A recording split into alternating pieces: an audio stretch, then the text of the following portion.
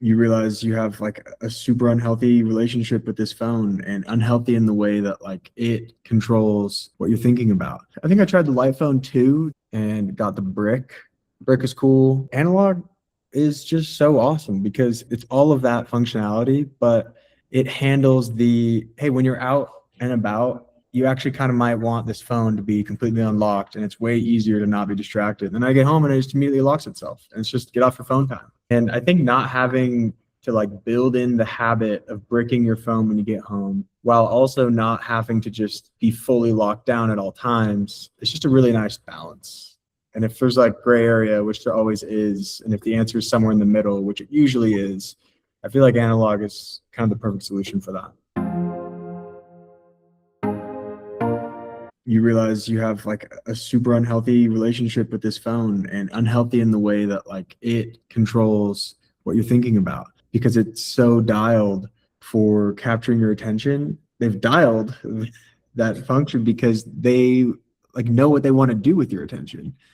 And so you kind of give up this control when you just give in to, hey, whatever my phone has got for me today is what I'm going to just hit. Even like all the notifications I was getting from my phone, I just started to feel like that I'm carrying around like a pager to like hundreds of different companies with their own interests is really effectively capturing my attention. And I feel like I have less control and I have like less confidence when I'm like bored that I'm like just going to be all right, even, you get this like kind of constant anxious feeling. I don't think I could have really put it as clearly when I was first experimenting with some of these things. I was mostly just like frustrated. I got the light phone first, I think. I think I tried the light phone too, and I think the light phone too was a little too far. It's a little too restricted because like the friction was too much. It was like this like back and forth of, okay, I'm like too frustrated with my phone. It's capturing too much of my attention. I'm thinking about it all the time. Let me go to the light phone. And then I have this like a couple of months of, oh, it feels so good. I'm so free. Like my brain is my own. And then eventually the friction it's so annoying that like you go back to the light phone, you go back to the iPhone and you're like, okay, I'm just going to use the phone differently. Like I don't have to let them control me. And then invariably 2 months later, I'm like taking my SIM card, putting it back in my light phone. So I stopped using the light phone for a while and got the brick.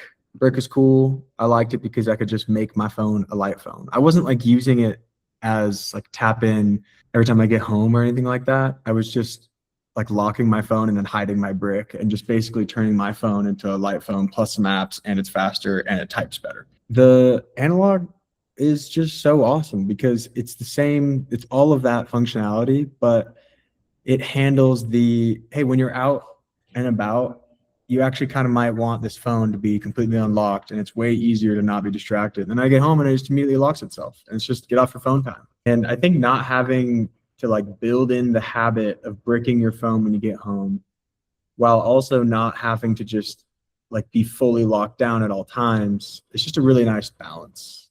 And if there's like gray area, which there always is, and if the answer is somewhere in the middle, which it usually is, I feel like analog is kind of the perfect solution for that. Yeah, I love it. Boundaries and balance. Yeah. Like what's funny is the only like thing about the app, like analog, that I haven't liked is that it doesn't have the pause feature, which is so funny because I go in there and I'm at home and I just need to use like a certain app on my phone for something. And I go and I turn off my analog zone. And then literally 2 days later, I realized I never turned it back on. Like it's that quick that you just fall out of it and you don't notice.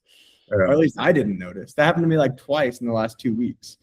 And it just made me think of, again, just reminds me, you're up against like billions of dollars of R&D and like the smartest brains in a lot of the world who are only focused on keeping your attention. Like you're going to need some friggin' help, The odds Yeah. aren't really in your favor if you're trying to have a healthy relationship with your phone is what I have found. And so tools like analog and these other things put it back in your favor a little bit.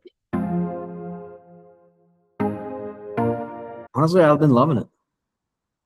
I have not like spent a lot of time exploring the app because it just kind of already does what I wanted to do out of the box for the most part.